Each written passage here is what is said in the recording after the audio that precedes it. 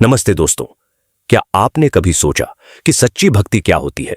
समुद्रपुर गांव के एक गरीब मछुआरे धनजी की यह कहानी आपके दिल को छू जाएगी।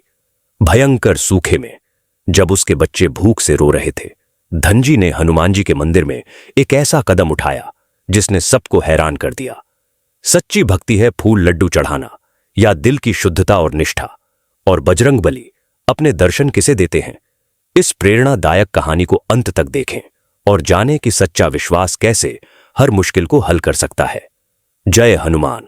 दूर समुद्र तट पर बसा एक छोटा सा गांव था जिसका नाम था समुद्रपुर।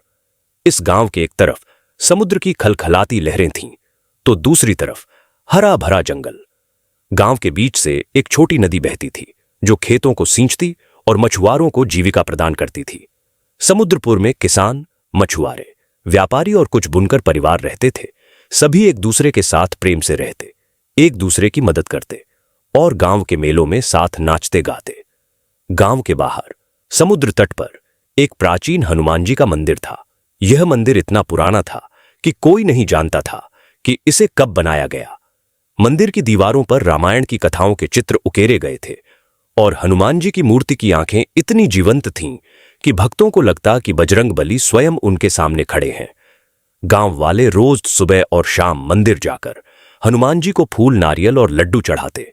खासकर मंगलवार और शनिवार को मंदिर भक्तों से खचाखच भर जाता। लेकिन एक साल समुद्रपुर में भयंकर सूखा पड़ गया। बारिश की एक बूंद भी नहीं गिरी। नदी का पानी सूख गया, खेत फट गए और समुद्र में मछलियां भी कम हो गईं। गांव के किसानों के खेत बंजर हो गए और मछुआरों का जाल खाली आने लगा। गांव में अनाज की भारी कमी हो गई। सेठों और व्यापारियों के घरों में अनाज के भंडार थे, लेकिन गरीब मछुआरों और बुनकरों की हालत दयनीय हो गई। बच्चे भूख से रोते और माता पिता निराश होकर आसमान की ओर ताकते रहते। इस गांव में एक युवा मछुआरा रहता था जिसका नाम था धनजी। धनजी एक साधारण युवक था, दिखने में सामान्य लेकिन दिल से बहुत निष्ठावान। वह रोज सुबह समुद्र में जाल डालने जाता और जो मछलियां मिलती उन्हें गांव के बाजार में बेचकर अपने परिवार का गुजारा चलाता। धनजी की पत्नी सरस्वती गांव के सेठ के घर काम करती थी और उनके दो छोटे बच्चे रामू और लक्ष्मी गांव के स्कूल में पढ़ते थे। धनजी हनुमान जी का परम भक्त था। वह रोज शाम को मंदिर जाता, हनुमान चालीसा का पाठ करता और बजरंगबली को नारियल चढ़ाता। लेकिन सूखे ने धनजी के जीवन को तबाह कर दिया। समुद्र में मछलियां कम हो गईं, इसलिए बाजार में बिक्री बंद हो गई। सरस्वती का सेठ के घर का काम भी कम हो गया क्योंकि सेठ ने खर्च कम करना शुरू कर दिया। घर में अनाज का एक दाना भी नहीं था। रामू और लक्ष्मी रात को भूख से रोते और धनजी का दिल दुख से भर जाता। गांव वालों ने कुछ दिनों तक धनजी को रोटी या आटा दिया, लेकिन हर किसी की अपनी परेशानियां थीं। रोज रोज कौन मदद करता। एक शाम धनजी खाली हाथ घर लौटा। सरस्वती ने उदास चेहरे से पूछा, आज कुछ मिला? धनजी ने सिर झुकाकर कहा, नहीं सरस्वती, समुद्र खाली है और बाजार में कोई खरीदने को तैयार नहीं। रामू ने रोते हुए कहा, बापू मुझे भूख लगी है, आज रोटी नहीं मिलेगी। धनजी का दिल टूट गया। उसने रामू को गोद में लिया और कहा, बेटा चिंता मत कर, हनुमान जी हमारी मदद करेंगे। रात हो गई, लेकिन धनजी की आंखों में नींद नहीं थी। वह घर के बाहर बैठा और आसमान की ओर देखने लगा। उसके मन में विचारों का तूफान चल रहा था। मैं रोज हनुमान जी की पूजा करता हूं, चालीसा पढ़ता हूं, लेकिन आज मेरे बच्चे भूखे सो रहे हैं। क्या मेरी भक्ति बेकार है? क्या बजरंगबली मेरी प्रार्थना नहीं सुन रहे? अगले दिन धनजी हनुमान जी के मंदिर गया। उसके पास चढ़ाने के लिए कुछ नहीं था, इसलिए उसने सिर्फ हाथ जोड़कर प्रार्थना की। मंदिर में कुछ भक्त आए और चढ़ाए हुए लड्डू का प्रसाद धनजी को दे गए। धनजी वह प्रसाद घर ले गया और बच्चों को दिया, लेकिन उसका मन शांत नहीं हुआ। रोज तो मंदिर में भी प्रसाद नहीं मिलता। एक शाम धनजी मंदिर के बाहर उदास बैठा था। उसकी नजर मंदिर के अंदर गई। हनुमान जी की मूर्ति के ऊपर एक चमकता हुआ चांदी का दीपक लटक रहा था जो गांव के सेठ ने दान में दिया था। वह दीपक इतना सुंदर था कि उसकी चमक पूरे मंदिर को रोशन करती थी। धनजी के मन में एक विचार आया, अगर मैं इस दीपक को बेच दूं तो कई दिनों का अनाज आ सकता है। मेरे बच्चों को भूखा नहीं रहना पड़ेगा। लेकिन तुरंत ही उसका दिल धड़क उठा। नहीं, यह तो हनुमान जी का दीपक है। मैं बजरंगबली के मंदिर में चोरी कैसे कर सकता हूं?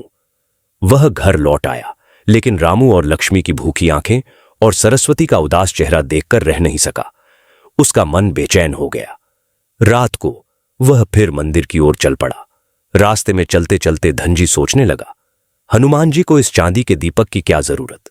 गांव के सेठ रोज लड्डू, फूल और नारियल चढ़ाते हैं। मेरे बच्चों की भूख का ख्याल किसने रखा? मैं 3 दिन से भूखा हूं और मेरा परिवार भी भूखा मर रहा है। मंदिर खाली था।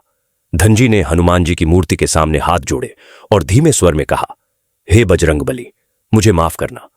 तुम रोज लड्डू खाते हो, लेकिन मेरे बच्चे भूखे सो रहे हैं। आज मैं यह दीपक ले जा रहा हूं, बेचकर अनाज खरीदूंगा, लेकिन वचन देता हूं, जब मेरी हालत सुधरेगी मैं सोने का दीपक चढ़ाऊंगा। मुझ पर गुस्सा मत करना, हे राम भक्त। दीपक ऊंचाई पर लटक रहा था। धनजी ने आसपास देखा, मंदिर खाली था। उसने हिम्मत करके हनुमान जी की मूर्ति के पैरों के पास चढ़ना शुरू किया। उसके हाथ कांप रहे थे और दिल धड़क रहा था। वह सोच रहा था, क्या मैं गलत कर रहा हूं? क्या बजरंगबली मुझे सजा देंगे? लेकिन बच्चों की भूख की याद ने उसे आगे बढ़ने को मजबूर किया। उसने दीपक हाथ में लिया और नीचे उतर आया। स्वर्ग में देवताओं की सभा बैठी थी। धनजी का यह कृत्य देखकर देवता चौंक गए। इंद्रदेव ने कहा, यह गरीब मछुआरा हनुमान जी की मूर्ति पर चढ़ गया, यह तो अपराध है। वरुण देव ने कहा, ऐसा करने से गांव पर विघ्न आएगा। नारद मुनि दौड़कर हनुमान जी के पास पहुंचे और बोले, हे बजरंगबली, आपके भक्त ने तो मंदिर में चोरी की, आप क्या करेंगे? लेकिन हनुमान जी मुस्कुरा रहे थे। उनकी आंखों में दया और प्रेम झलक रहा था। उन्होंने नारद मुनि से कहा, नारद, सभी डर रहे हैं, लेकिन मैं इस भक्त की निष्ठा से प्रसन्न हूं। गांव के सेठ मुझे फूल और लड्डू चढ़ाते हैं, लेकिन इस गरीब ने तो मेरे ऊपर चढ़कर अपनी भक्ति दिखाई। उसका दिल शुद्ध है और उसका इरादा सिर्फ अपने परिवार को बचाने का है। क्या मैं ऐसे भक्त को सजा दूंगा? उसी क्षण हनुमान जी साक्षात प्रकट हो गए। धनजी डर गया और दीपक उसके हाथ से छूट गया। उसने हाथ जोड़कर सिर झुकाया और रोने लगा, हे बजरंगबली, मुझे माफ करो। मैंने चोरी का विचार किया, लेकिन मेरे बच्चों की भूख मुझे सहन नहीं हुई। मैं आपका भक्त हूं, मुझे सजा मत दो। हनुमान जी ने हल्के से हंसकर कहा, धनजी, तेरा दिल शुद्ध है। तूने मेरे मंदिर में चोरी का विचार किया, लेकिन तेरी निष्ठा और प्रेम ने मुझे प्रसन्न किया। जा, तेरे घर में अनाज के ढेर मिलेंगे और तेरे गांव में बारिश होगी। लेकिन याद रख, भक्ति का मतलब सिर्फ पूजा नहीं, बल्कि निष्ठा और सत्य का पालन है। धनजी की आंखों में आंसू थे, लेकिन अब ये खुशी के आंसू थे। वह घर पहुंचा तो देखा कि उसके घर में अनाज के ढेर थे और रसोई में रोटी की खुशबू आ रही थी। सरस्वती ने आश्चर्य से पूछा, यह सब कहां से आया? धनजी ने हनुमान जी की कृपा की बात बताई और सभी भावुक हो गए। उसी रात आसमान में बादल गरजने लगे। थोड़ी ही देर में झमाझम बारिश शुरू हो गई। नदी फिर से खलखलाने लगी और समुद्र में मछलियां लौट आईं। गांव के खेत हरे भरे हो गए और गांव खुशी से झूम उठा।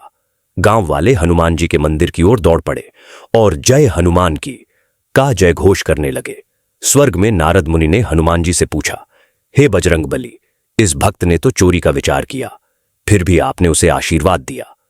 हनुमान जी ने हंसकर कहा, नारद, भगवान वास्तव में भक्ति के भूखे हैं। धनजी की निष्ठा और उसके परिवार के प्रति प्रेम ने मेरे दिल को छू लिया। भक्ति का मतलब फूल लड्डू नहीं, बल्कि दिल की शुद्धता और निष्ठा है। धनजी ने अपना वचन निभाया। जब गांव में समृद्धि लौटी, उसने अपनी कमाई से एक सोने का दीपक बनवाया और हनुमान जी के मंदिर में चढ़ाया। गांव वाले धनजी की भक्ति की कहानी सुनकर आश्चर्यचकित हो गए। यह कहानी गांव में दंतकथा बन गई और लोगों ने सीखा कि सच्ची भक्ति का मतलब है दिल की शुद्धता, निष्ठा और भगवान पर अटल विश्वास। यह कहानी हमें सिखाती है कि भगवान भौतिक चढ़ावों के नहीं, बल्कि भक्त के दिल की शुद्धता और निष्ठा के भूखे हैं। धनजी की तरह अगर हम भी निष्ठा और सच्चे दिल से भगवान की शरण में जाए, तो वे हमारी हर मुश्किल में मदद करेंगे।